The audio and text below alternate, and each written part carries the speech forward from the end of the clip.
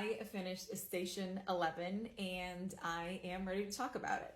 So, Station 11 follows a whole bunch of different characters basically after the end of the world.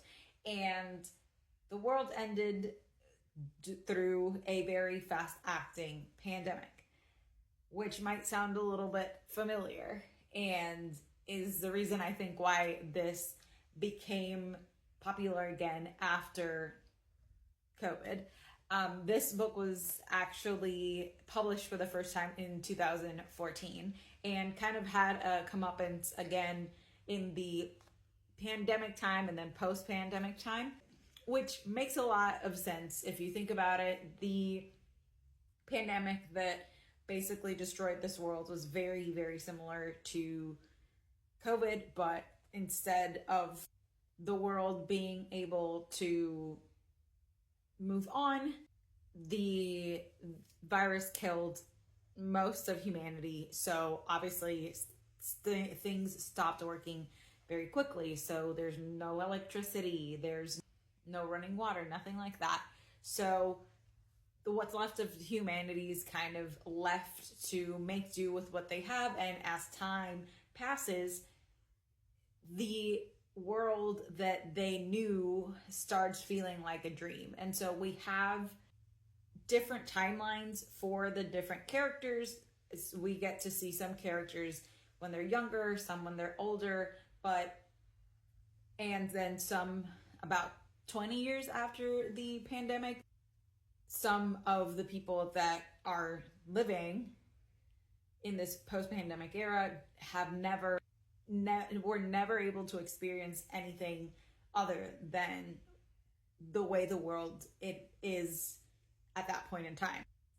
I understand why this book gained so much popularity again after the pandemic, but this didn't really work that well for me. I don't think it was bad. It's just not my type of book. I thought it was good enough that I finished it, and I was listening to it via audio, so I think that helped. But it is a very slow going book. I think if you're one of those people that really like contemporary fiction or maybe even historical fiction that is more slow paced, but you're trying to find something that is a different genre, this might be a good way to start into like the dystopian category. But as a person that prefers fantasy and really likes like fast action things, or at least like things to have an ending or a reason or a plot, this didn't really work for me. I did like that all the different storylines connect in a very satisfying way at the end of the book. But other than that, it was just so slow paced, and I understood like what it was trying to convey. And I think it must have been really poignant to read this post-pandemic, though I am happy I didn't do it straight after, because I do feel like this could be triggering. Maybe it might be triggering to people still, but I understand why people would have been drawn to this book at that point in time.